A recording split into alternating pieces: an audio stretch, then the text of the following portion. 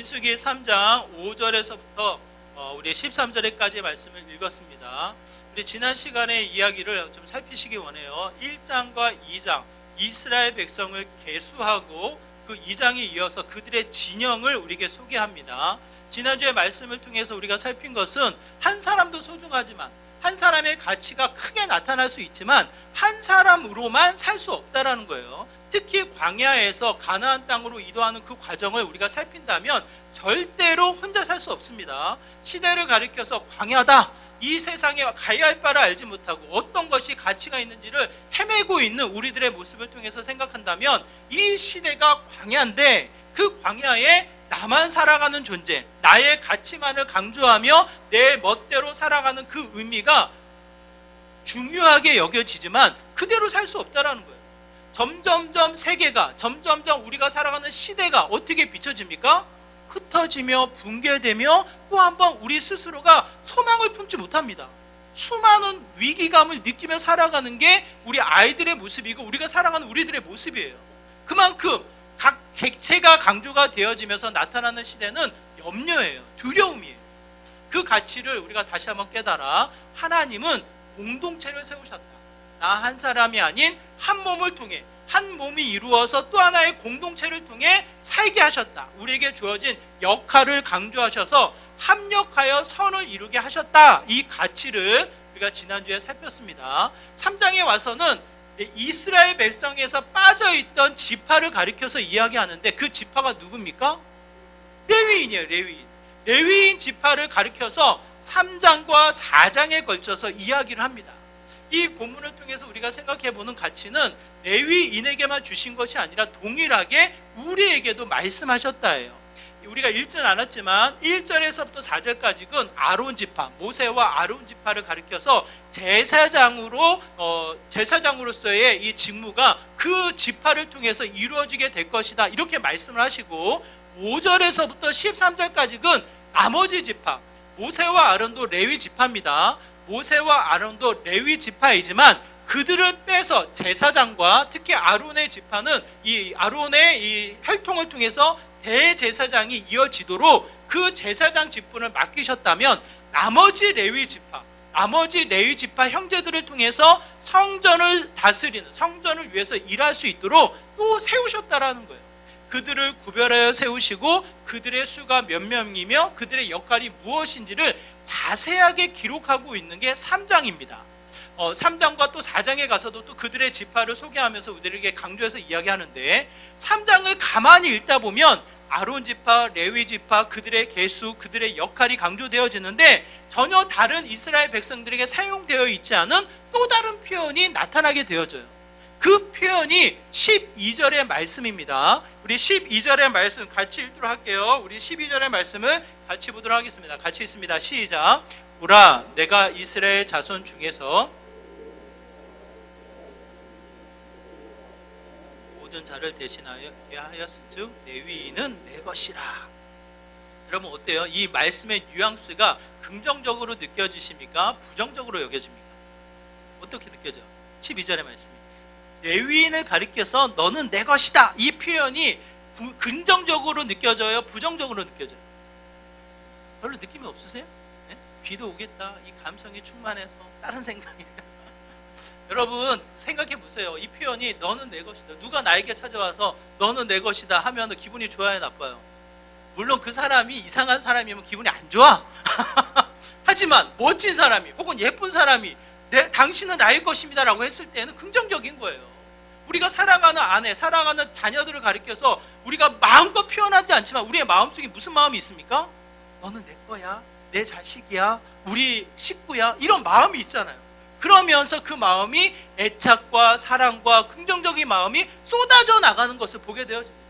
하나님이 레위인들을 가리켜서 그 이야기를 하시는 거예요. 레위인은 내 것이니라.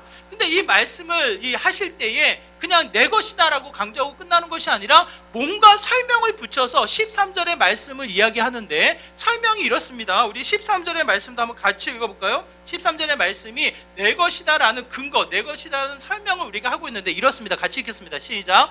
처음 태어난 자는 다 내 것임은 내가 애굽 땅에서 그 처음 태어난 자를 다 죽이던 날에 이스라엘의 처음 태어난 자는 사람이나 짐승을 다 거룩하게 구별하였음이니 그들은 내 것이 될 것임이니라. 나는 여호와이니라. 12절에 레위인을 가리켜서 내 것이다 표현했는데 그것을 설명하여 이르기를 13절에 이렇게 설명을 합니다. 애굽 땅 출애굽 사건을 꺼집어 당기는 거예요. 출애굽 사건을 가리켜서 특히 언제 일을 이야기합니까? 출애굽 당시의 마지막 재앙을 가리켜서 이 재앙을 통해서 나타나는 의미가 곧 이와 같다라는 거예요. 이 번역 성경으로 보면 이런데 쉬운 성경으로 보면 좀 더 쉽거든요. 레위인만 가리켜서 내 것이다라고 표현하고 있는지 아니면 레위인을 대표해서 이야기는 하지만 그 레위인이라는 이 지파, 이 레위인이라는 대상자가 확장되어져 있는지 한번 생각해 보세요. 13장에 이 쉬운 성경으로 보면 이렇게 기록되어져 있습니다. 쉬운 성경으로 다시 한번 읽을게요. 같이 읽을게요. 시작. 처음 태어난 것은 다 내 것이기 때문이다. 너희가 이집트에 있을 때 나는 이집트 백성의 처음 태어난 아이를 다 죽이고 이스라엘의 처음 태어난 것은 구별하여 다 내 것으로 삼았다. 사람이든 짐승이든 처음 태어난 것 그들은 내 것이다. 나는 여호와니라. 아멘. 마치 앞에 내용을 확증이라도 하듯이 마치 앞에 있는 내용을 내가 증명이라고도 하듯이 서명하여 나는 여호와니라. 이게 말씀하고 계셔요. 그러면서 12절 13절을 통해서 우리에게 주시는 메시지 내 것이다라는 이 대상이 레위인으로만 속해 있습니까? 아니면 레위인이 대표가 되어서 확장되어 온 이스라엘 백성 더 나아가 이 땅의 생명체를 가리켜서 하나님이 말씀하십니까? 여러분 생각해 보세요. 여러분 애굽 땅을 출애굽시킬 때 이스라엘 백성을 애굽 땅에서 자유함으로 이끌어 나가실 때 굳이 10번의 재앙을 반복하는 이유가 무엇이 있습니까? 하나님의 하나님의 일하심, 하나님의 역사가 한계가 되어서 바로의 이 변덕스러운 마음을 조절하지 못하시나요? 하나님의 이 전능하심이 뭔가 부족해서 이 한 번의 재앙을 해결하지 못하고 10번의 재앙으로 반복해서 나타나게 되나요? 여러분 여기에는 하나님의 적극적인 계획, 하나님의 이 주관적인 뜻이 포함되어져 있음을 우리가 보게 되어집니다. 바로의 왕의 마음을 강팍하게 하여 10번을 반복하셔요. 그리고 마지막의 재앙으로 이끌어 가십니다. 마지막의 재앙이 뭡니까? 마지막의 재앙이 뭐예요? 이 바로 왕이 이제는 더 이상 버티지 못하고 이스라엘 백성을 놓아줄 수밖에 없다라고 두 손 두 발 다 들면서 이스라엘 백성을 내보내는 결정적인 마지막 재앙이 뭡니까? 장자의 이 생명이 끊어지는 거예요. 사람만 끊어지는 것이 아니라 모든 생명이라 여겨지는 짐승에 이르기까지 모든 장자가 끊어지는 일이 벌어지게 됩니다. 여러분 장자라고 하면 첫째 아들, 첫째 딸, 장자라는 의미를 가지고 있다면 우리나라도 마찬가지예요. 우리나라도 지금도 많이 평등화되어서 이 둘째, 셋째 아들과 딸 구분 없이 아버지의 가업, 아버지의 유산을 나눠야 된다. 이런 법적인 싸움이 있지만 그럼에도 불구하고 우리의 정서, 그럼에도 불구하고 오랜 시간에 이 세워진 우리나라의 이 풍토, 전통의 분위기가 어떻습니까? 장자에게 쏠려 있어요. 마치 집안의 기둥으로 여겨지는 것처럼 장자에게 많은 책임감과 부담감이 주어지는과 동시에 많은 가업, 많은 유산이 그에게로 가게끔 부모의 마음이 쏠려져 있는 것을 보게 되어집니다. 그렇죠, 여러분? 이 시대, 이 오늘날의 우리들의 모습도 그런데 구약의 배경은 더더군다나 더 큰 거예요. 장자라고 했을 때 장자권은 그 가문, 그 혈통의 대표가 됩니다. 그 가문의 그 혈통의 대표가 되어지고 그 가업을 이어나가는 형태가 되어져요. 이 당시는 족장 시대이기 때문에 정치, 사회, 경제가 다 가문으로 이어집니다. 가문으로 이어지기 때문에 장자에게 모든 권한, 모든 위엄, 모든 질서가 장자에게 주어집니다. 그런 배경을 통해서 우리가 생각해 본다면 장자의 생명이 끊어진다는 것은 무슨 의미예요? 그야말로 애굽 땅, 문명을 일으킨 그 애굽 땅조차 흔들리는, 이 앞으로의 미래를 보장할 수 없는 위태로운 상황에 놓이게 된다라는 거예요. 그만큼 이 장자의 위험, 장자의 죽음이 얼마나 큰지를 우리에게 느끼게끔 우리에게 보여주시는데, 그것을 이스라엘 백성들이 핑계할 수 없도록 그것을 알게 하신다라는 거예요. 애굽 땅의 수많은 장자들은 죽음을 맞이하지만 누구는 삽니까? 이스라엘 백성들의 장자는 어린 양의 피를 이 문지방의 발음으로 말미암아 그 죽음의 그림자가 넘어간다라는 거예요. 그래서 그들의 장자의 생명이 유지가 되어지면서 이렇게 말씀하시는 거예요. 레위인들이 너희 장자들을 대표해서 하나님의 것이다 라고 불려진다라는 거예요. 우리가 읽지는 않았지만 이 3장 뒷부분에 가면요, 이 이스라엘 백성의 장자의 수와 레위인의 수가 차이가 나요. 어디가 적습니까? 이스라엘 백성의 장자의 수와 레위인의 수가 차이가 나는데 레위인의 수가 적어요. 장자를 대표해서 레위인을 세웠는데 그 수가 적으니까 그냥 대충 넘어가자, 그렇게 안 하셔요. 적은 수만큼 곱하기 5세계를 내서 그 가치를 내라는 거예요. 그만큼 뭡니까?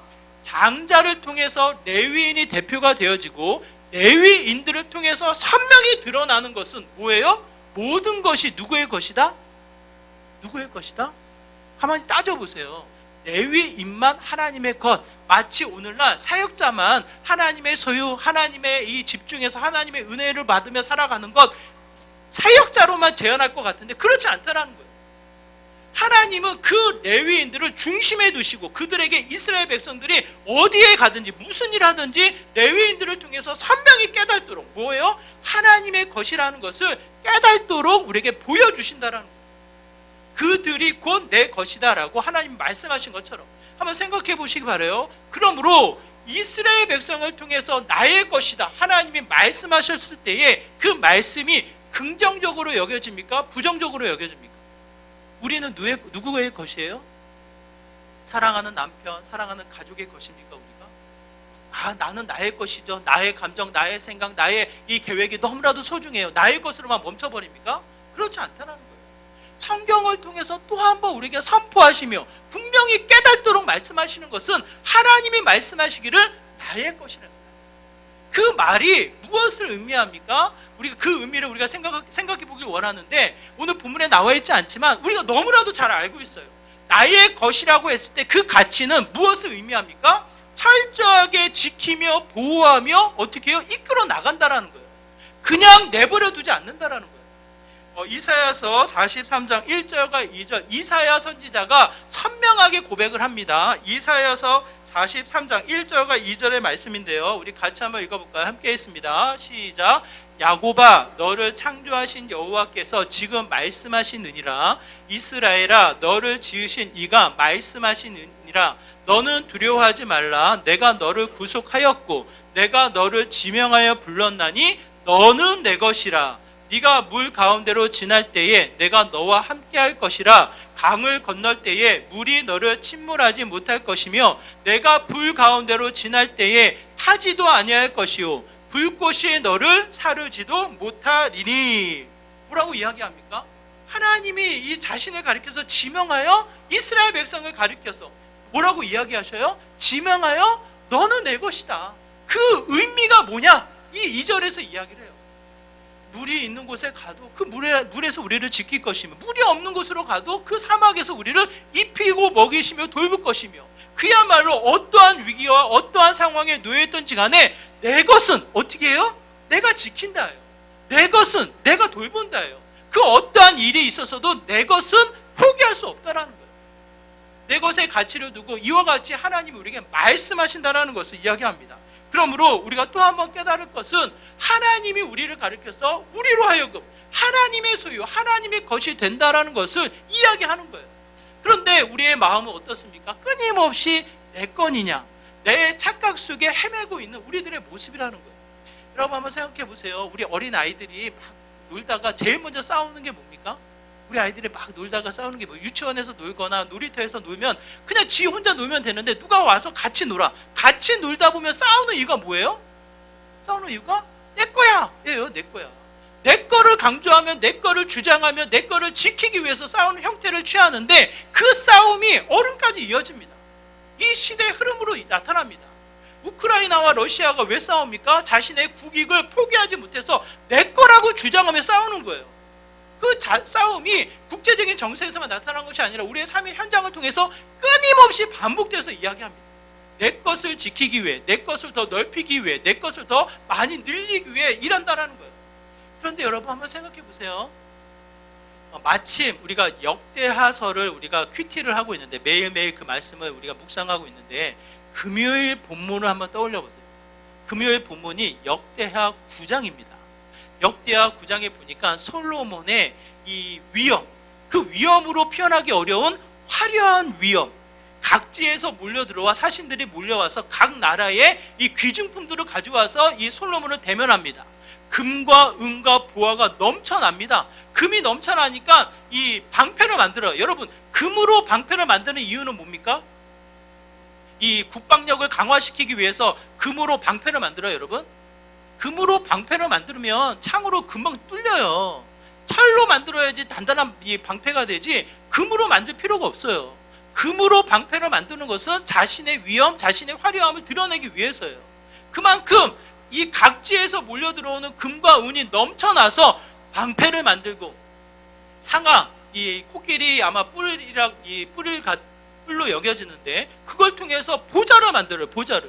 그러면서 자신의 명성, 자신의 위엄이 얼마나 화려하게 펼쳐지고 있는지, 영토가 늘어나고 그의 명성이 퍼져나가고 이 고가 창고에는 이 금과 은이 쌓여져가는 형태를 9장에서 소개합니다. 그런데 거기서 끝나지 않아요. 그 모습을 소개하고 나서 바로 이어지는 장면이 기억나십니까, 여러분? 기억나시나요? 역대하 9장 31절이에요. 마지막 절. 우리 같이 한번 읽어볼까요? 같이 있습니다. 시작. 솔로몬이 그의 조상들과 함께 잠에 그의 아버지 다윗의 성에 장사되고 그의 아들 르호보암이 대신하여 왕이 되니라. 뭐라고 이야기합니까? 9장이에요. 9장. 9장에서 그토록 사신들이 가져와서 금은 보화가 쌓여서 방패를 만들고 상하로 보좌를 만들고, 한번 상상해 보세요. 둘러싸여져 있는 금은 보화와 이 상하로 만든 보좌에 왕이 앉아있다고 하면 상상해 보세요. 얼마나 하나님의 선한 영향력을 마음껏 뻗칠까, 그의 명성이 얼마나 하나님의 뜻을 이룰까 기대가 되어지는데, 이어지는 본문은 그렇지 않습니다. 솔로몬이 다른 조상들과 함께 잠에 다윗성에 똑같이 장사들더라. 결국 죽었다라는 거예요. 화려한 위엄, 화려한 업적, 화려한 금은보화가 있다 한들 그것이 진정한 소유가 되지 않고 뭡니까? 하나님의 이 부르심, 영원한 생명의 그 자리로 나아가게 된다라는 것을 이야기합니다. 그러므로 우리가 또 한 번 진정한 소유가 어디에 있을까 생각해 보면 레위인들에게는 기업을 주지 않습니다. 왜 그렇습니까? 레위인들을 통해서 선명히 알라는 거예요. 내가 레위인을 통해서 내 것으로 여겼을 때에는 무엇입니까? 이 레위인이 나의 것이면 나의 것이 곧 누구 것이 돼요? 나의 것이 곧 레위인 것이 되는 거예요. 그래서 레위인들에게는 기업을 주지 않고 그들에게 무엇을 가르치냐면, 레위인에게 주어진 기업은 하나님이시다. 하나님이 유일한 소유요, 하나님만이 유일한 기업이 된다라는 가치를 우리에게 부여하신다라는 거예요. 여러분, 세상에 속해서 세상 사람들의 이 가치에 따라서 세상의 소유를 넓히기 위해 바둥바둥 애를 쓰는 게 우리들의 모습이 되는 게 좋겠습니까? 아니면 하나님의 것이다 불려지며 하나님의 자녀로 하나님 나라의 기업을 유산으로 받아 그 일을 소유하며 살아가는 믿음의 삶이 되기를 바라고 계십니까? 성경은 레위인들을 통해서 그 이야기를 하는 거예요. 이들은 나의 것이다. 더 나아가 우리를 가르쳐서 나의 것이다 라고 말씀하시며 하나님을 내어주시며 하나님만이 유일한 소유, 하나님만이 유일한 가치로 오늘 이 순간에도 우리가 누릴 수 있다는 거예요. 단순히 천국 가서 누린다 그게 아니라 우리가 살고 있는 가정, 직장 이 모든 활동들 속에서도 하나님의 지혜, 하나님의 믿음, 하나님에 대한 소유가 풍성히 누려지는 가치가 있다라는 것을 우리에게 말씀하십니다. 그 가치를 우리가 좀 더 깨달아 여러분 기억하시길 바라요. 하나님만이 우리에게 선포하는 게 아닙니다. 하나님이 우리에게 선포하시죠. 우리 나의 것이다 선포하심과 동시에 또 한편 우리에게도 그 소유를 내어주시는 거예요. 하나님이 진정한 소유로, 하나님이 우리의 삶 가운데 진정한 기업으로 임하신다라는 것을 이야기합니다. 그 이야기를 하실 때 두 번째 우리가 생각해 볼 수 있는 게 무슨 자격으로, 무슨 조건으로 우리를 주시냐고요. 하나님이 우리 본문을 통해서 분명히 말씀하십니다. 12절의 말씀이에요. 우리 12절의 말씀 같이 한번 읽어볼까요? 12절입니다. 같이 읽습니다. 시작. 보라, 내가 이스라엘 자손 중에서 레위인을 택하여 이스라엘 자손 중에 태를 열어 태어난 모든 자를 대신하게 하였은즉 레위인은 내 것이다. 레위인을 가리켜서 또한 내 것이다 라고 말씀하실 때 뭐라고 이야기합니까? 그 조건, 그 자격, 그의 수고, 그의 공로를 주목해서 이야기합니까? 그럼 그렇지 않습니다. 철저하게 하나님의 주권에 의해서 뭐라고 말씀하셔요? 택하셨다, 이 말씀을 하셔요. 택하셨다라는 이 말씀의 강조점은 그 누구도 스스로를 자랑하며 스스로를 교만으로 드러낼 수 없다라는 거예요. 반대로 세상과 비교해서 위축되거나 스스로 나의 거울에 비춰진 나의 모습을 통해서 실망할 필요가 있습니까? 없습니까? 물론 거울 보면 아무도 만족하지 않습니다. 아무도 만족하지 않아요. 아무도 만족하지 않아요. 아무리 예쁜 사람도 거울을 보면, 여러분 보세요. 텔레비 보면서 얼마나 이쁜 사람들이 또 이 뭔가를 손을 대고 나와서 또 활동을 합니까? 아무리 예뻐도 본인은 만족스럽지 않은 거예요. 거울을 통해서 비춰진 나의 모습은 누군가를 비교했을 때 부족하고 연약하고 초라해서 그 마음 속에는 이 상해 있는, 이 병들어 있는 몸, 이 상태를 보게 됩니다. 그런데 성경을 통해서 우리가 보는 것은 하나님이 보셨을 때는 전혀 그런 모든 것들이 문제가 되지 않는다라는 거예요. 레위인들이 이스라엘 백성보다 뭐가 뛰어납니까, 여러분? 이 어떤 이 학자들은 아론이 금송아지를 만들 때 이 레위인이, 모세가 와서 호통을 칠 때 레위인이 급하게 레위 지파만이 모세의 편을 들었다, 뭐 이렇게 해서 레위인을 선택한 거다, 뭐 이렇게 말씀하시거든요. 근데 이미 야곱의 축복에서도 그렇고 이 창세기, 이 출애굽기의 이 상황을 통해서도 그렇고 레위인을 주목하고 있어요. 하나님이 세우셨어요. 그것이 조건이 되어, 그것이 이유가 되어 그들을 택했고 그들을 세웠다, 이렇게 논리로 펴기가 어렵다라는 거예요. 철저하게 우리가 볼 수 있는 것은 하나님의 주권, 하나님의 일하심, 하나님의 뜻을 통해서 그를 택하셨다라는 거예요.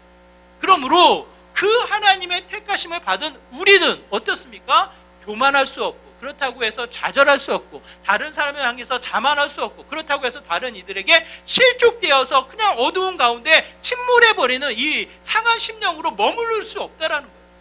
하나님이 어떻게 하십니까? 시편 135편 3절과 4절의 말씀인데요. 우리 같이 한번 볼까요? 함께 했습니다. 시작.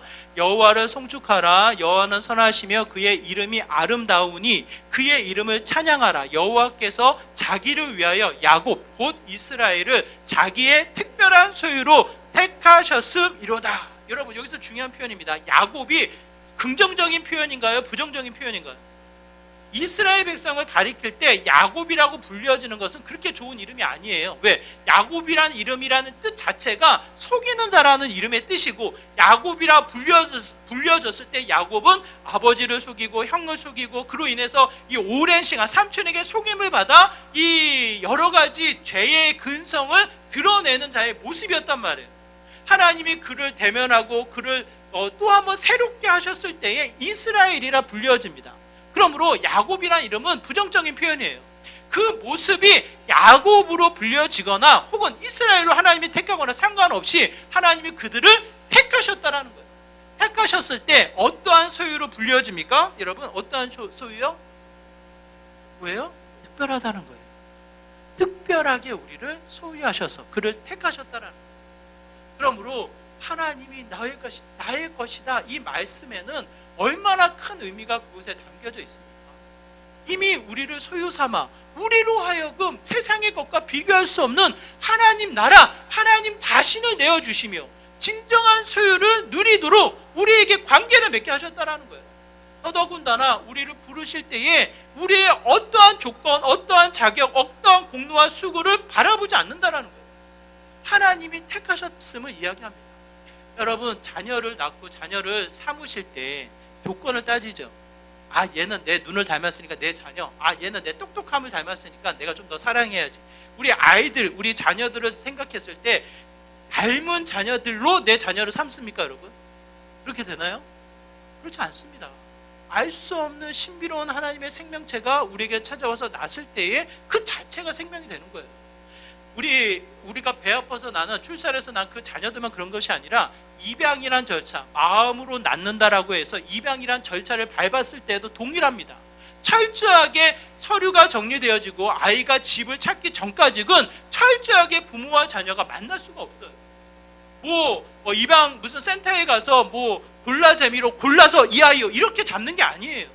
철저하게 부모와 자녀가 간격을 두고 만나지 못하는 상황 속에 서로 준비해서 10달에 어떠한 이 아이를 출산하는 그 10달의 고통을 느끼는 것처럼 준비한 이후에 그 아이를 맞이하게 된다는 거예요.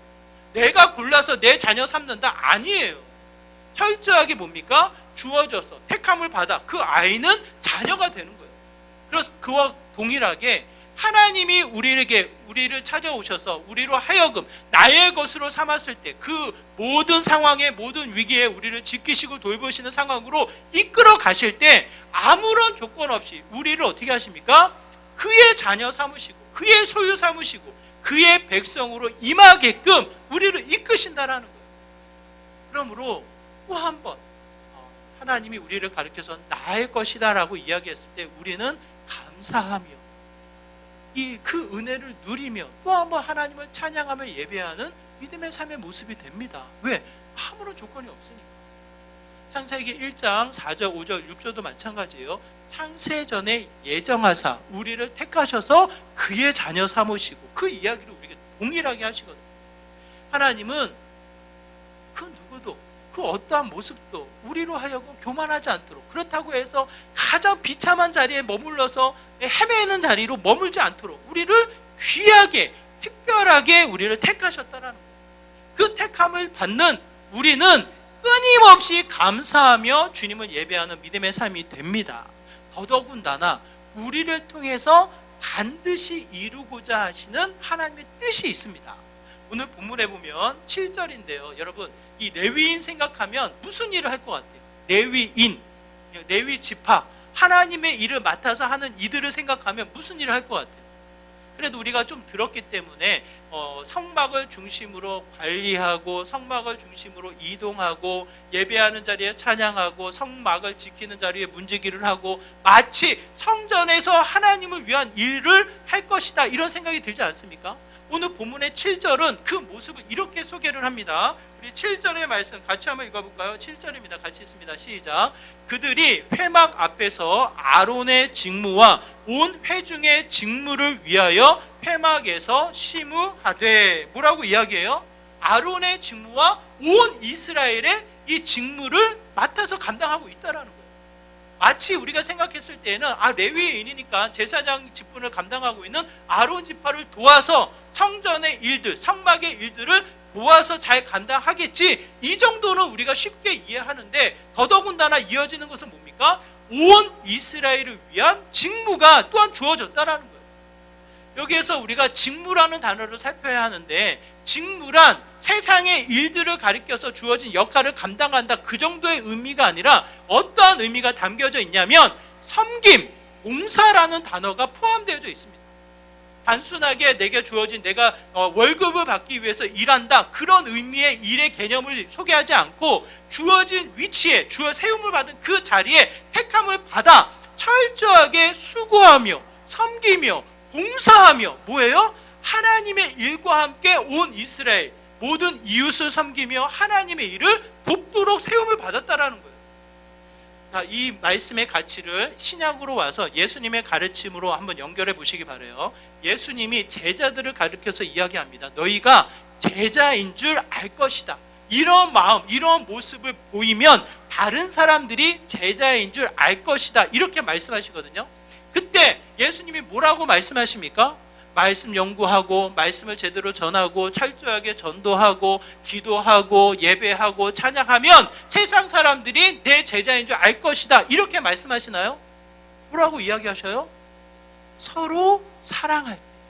자, 보십시오. 그 사랑이 무엇으로 시작됩니까? 하나님의 사랑을 받아 하나님의 사랑에 기쁜 감사와 은혜를 찬양하며 예배하며 더 나아가 이웃을 서로 사랑할 때, 그때야 비로소 하나님의 제자인 줄, 예수님의 제자인 줄 알 것이다, 이 이야기를 하는 거예요. 우리는 이 원론적으로 이게 구분이 되어져서 마치 교회 안에서는 사랑하고 교회 안에서는 하나님을 예배하고 교회 안에서는 우리끼리 너무나도 좋아 라고 생각을 하고 끝나버리는데, 그렇지 않다라는 거예요. 레위인이 더 나아가 확장되어져서 오늘 우리를 포함해서 나의 것이다 라고 말씀하셨다면, 더더군다나 이웃을 향해서 섬기고 봉사하고 나아갈 때는 누구를 향합니까? 세상, 이 시대, 이 도시, 우리가 살아가는 이 지역, 우리가 만나는 직장과 학교와 모든 활동들 속에서도 알 수 없는 이웃들이, 하나님이 예비하신 이웃들이 있습니까? 없습니까? 여러분, 착각이에요. 우리 교회만 하나님의 이웃이다, 하나님의 사람이다, 착각이에요. 여러분, 세상의 수많은 사람들, 하나님이 찾는 사람일 수도 있고, 여러분이 활동하는 공간에 이미 하나님의 택함을 받아 하나님을 아는 자로서, 하나님의 것으로 부름받는 자로서 이 세움받는 자들이 있을 수도 있다라는 거예요. 그들을 통해서 하나님은 뭐라고 말씀하십니까? 서로 사랑하며 서로 섬기며 서로 봉사하며 그 직분을 감당하라는 거예요. 오늘 본문 레위인을 통해서 우리가 선명히 말씀하십니다. 나의 것이다, 이 의미는 그야말로 우리에게 긍정적이에요. 하나님이 우리를 지키고 돌보시며 더더군다나 택하셔서 우리의 귀한 자리로 세우십니다. 그 세우시는 자리에 우리가 감당할 직무를 허락하신다는 거예요.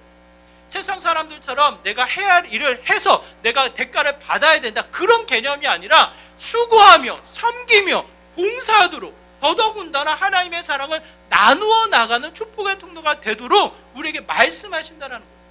여러분 보세요. 베드로전서 2장 9절에도 동일한 의미가 포함되어 있습니다. 베드로전서 2장 9절 같이 읽을게요. 시작. 그러나 너희는 택하신 족속이요 왕같은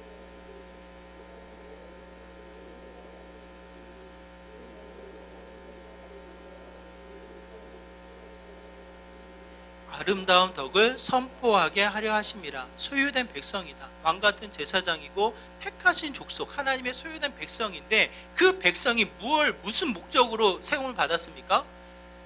왕같은 제사장, 이 택한 백성으로 소유된 백성이 되어서 뭐예요? 기이한 빛, 어둠에서 빛으로 옮겨지는 기이한 빛을 내가 경험하고 옮겨진 그 아름다운 덕을 선포하게 하기 위함이다. 그냥 내 안에 갇혀서 기뻐하며 즐거워하며 그냥 뭐 예배한다, 그 정도가 아니라 택함을 받은 그 은혜가 넘치고 넘쳐서 너무나도 기쁘고 소중해서 이제는 뭡니까? 더 봉사하며 더 섬기며 그 아름다운 덕을 나누도록 세움을 얻었다는 거예요. 여러분, 우리나라가 정말 눈부신 발전을 했습니다. 그렇지 않아요, 여러분? 지금 우리가 살고 있는 이 시대의 모습이 지금 이대로의 모습이 아니잖아요, 여러분. 70년도, 80년도를 생각해보면 그야말로 눈부신 발전을 했는데, 그 시작점을 한번 거슬려서 올라가 보세요. 그 시간들을 거슬려서 올라가다 보면 그 끝자락, 그 시작점에 누가 있습니까? 그 시작점에 하나님을 믿는 믿음의 사람들이 있습니다. 지금 많은 학생들이 의사가 되고 싶어요. 왜 의사 하지만 그 의술이 시작되어지는 그 시작점에 누가 있습니까? 언더우드 선교사가 있는 거예요. 연대를 세우면서 또 이 세브란스 병원을 만들면서 믿음의 이 아름다운 덕을 나누기 위해, 왜 굳이 우리 한국 이 조선이라는 땅에 왜 옵니까? 누가 환대해 준다고? 누가 알아준다고? 그야말로 하나님이 택하셨고 그의 자녀 삼으셔서 또 한 번 보냄받은 직무 앞에, 여러분, 일이라고 생각하지 마세요. 봉사와 섬김으로 이 나라를 온 거예요. 거기에 병원이 시작되어지고 이화여대를 보면 교육이 시작되어지고, 그야말로 여자들에게 닫혀져 있던 교육이 한 사람 두 사람을 모아놓고 공부를 시작하다가 선교사님들을 통해서 여자들의 교육이 펼쳐지는 거예요. 교육의 이 시작문이 열리게 된 거예요. 지금 여자분들을 무시하면 우리가 살아남습니까? 남자분들? 큰일 납니다. 우리 교회만 해도. 그게 무슨 뜻이에요, 여러분? 그만큼 그 시작점이 뭐냐고요? 그냥 계명주의 사상 아닙니다, 여러분. 하나님의 말씀을 아는 자들의 택함받아 그 은혜에 감사하며 봉사하고 섬기기 위해서, 무슨 대가가 아닌 봉사하고 섬기기 위해서 아무도 모르는 땅에, 그야말로 이와 수많은 이 기근이 놓여져 있는 이 땅에 와서 죽음을 감수하고 복음을 전하는 거예요. 그게 오늘날 25%가 넘는 기독교화시킨 이 나라의 시작점이 돼버려요. 이게 이 종교의 발전, 이 기독교의 발전과 함께 나라의 발전을 비례해서 우리가 생각해 본다면 하나님의 은혜요 축복이라고 우리는 고백을 하게 되는 거죠. 그 시작점이 뭡니까 여러분? 아는 자, 어두운 가운데 빛으로 옮겨진 그 귀한 빛을 경험한 자들이 아름다운 덕을 선포하기 위해서 이 땅에 봉사와 섬김으로 왔을 때에 나타나는 은혜예요. 저는 그 가치가 우리에게, 저와 여러분에게 또 한 번 하나님의 음성으로 다가오기를 원합니다. 하나님이 뭐라고 말씀하십니까? 너는 내 것이다. 어떠한 위험, 어떠한 어려움, 어떠한 상황에서 내가 지킬 거야. 내 거니까 내가 지킬 거다. 택함 받은 그 자리에 감사하며 주어진 직무, 봉사와 섬김으로 나아가다 보면 아름다운 덕, 하나님의 영광이 드러나는 믿음의 귀한 삶이 될 것이다 라는 것을 선포하시는 거예요. 레위 지파를 통해서 선명하게 이스라엘 백성들에게, 오늘 성경을 통해서 이제는 우리에게 동일하게 선포하십니다. 하나님의 것, 우리가 또 한 번 귀 기울여 들으시고, 아, 나는 누구의 것이다? 나는 누구의 것이다? 네? 네, 대답이 없네. 우리 청년이 차를 산대요. 제가 차 나한테 빌려줄 거냐? 내가 물어봤더니 일부 예배 때 빌려준다고 하더라고요. 여러분, 진짜 빌려줄지는 이제 나중에 봐야 되겠지만, 여러분, 내 차가 생기면 어떻게 됩니까? 내 차가 생기면 닦고 관리하고 정말 어디에 흠이 날까 아끼고 애지중지합니다. 그러다 뭐 렌트차 뭐 위험하니까 잘 타기는 하지만 관리는 안 해요. 왜? 내 차가 아니니까, 빌려 타는 차니까. 교회차 소중한 차입니다. 그럼에도 불구하고 내 차라는 개념이 없다면 관리하지 않아요. 우리 청년들 올해 들어와서 정말 차를 너무 잘 쓰는데 세차한 적 있습니까? 거기에 자기가 쓴 쓰레기는 챙겨서 가는 것도 너무 중요한데 거기에 쓰레기 있는 거 버린 적 있습니까? 우리 이재혁 집사님만 버리는 것 같아요. 청소를 너무 좋아해서. 그 뭐예요? 통계에 이래요. 교회차 정말 많이 타고 소중하게 잘 쓰이지만 관리는 부족해요. 그래서 7년 타면 이 차의 한계는 다 됐다라고 해서 7년이라는 한계를 통계적으로 내요.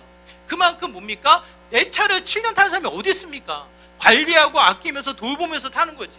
근데 내 차가 아닐 경우에는 나도 모르게 책임감이, 소홀함이 찾아오는 거예요. 그 가치를 두고 하나님은 분명하게 찍어서 말씀하시는 거예요. 너희는 내 것이라고. 어떠한 조건, 자격도 없이 그냥 내 것이라고.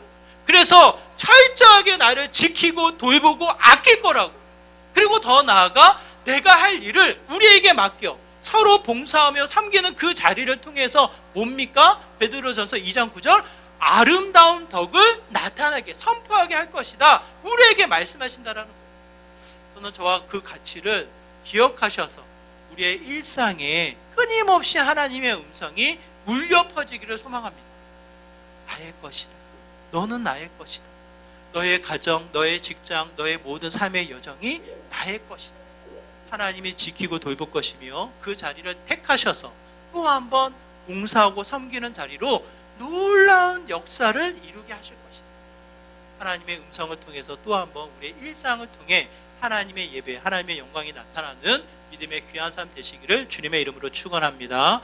말씀을 기억하시면서 함께 기도하기 원해요. 하나님, 우리의 삶이 나의 것인 줄 알았는데 그것이 아님을 이 시간 깨닫습니다. 하나님의 것임을 고백합니다. 하나님이 지키시고 돌보시며 하나님이 택하시며 더 나아가 서로 봉사하고 섬기며 주님의 덕, 주님의 영광이 나타나는 주님의 것임을 이 시간 고백합니다. 나의 가정이, 우리의 일상이, 우리의 삶의 여정을 다시 한번 주님 앞에 드립니다. 주님의 것이 되어서 주님의 영광, 주님의 아름다운 덕이 선포되어지는 믿음의 귀한 삶 되게 하여 주시옵소서라고 이와 같은 마음으로 함께 기도하며 나가도록 하겠습니다. 기도합니다. 하나님 아버지, 시간 간절한 마음으로 기도합니다. 우리의 일상이, 우리의 삶의 흔적들이 하나님의 것임을 고백합니다. 다시 한번 깨어서 주님의 것임을 다시 한번 고백하며 나아갈 때 하나님, 그 자리가 주님이 다스리시고 주님이 지키시고 주님이 돌보시며 주님이 택하신 그 자리에 주님의 아름다운 덕, 주님의 이 영광이 드러나는 믿음의 귀한 자리가 되며 고백합니다. 하나님 세상의 것들로 인해서 바둥바둥 거릴 것이 아니라 주님 안에 속한 자로 주님의 것을 자랑하며 주님의 뜻을 이루어 나가는 믿음의 귀한 삶 되기를 소망합니다. 우리의 일상 가운데, 우리의 가정 가운데, 우리의 삶 가운데 찾아와 주셔서 말씀하여 주시고 주의 것임을 알고 또 한번 주님 앞에 나아가는 믿음의 귀한 삶 되게 하여 주시옵소서. 주님.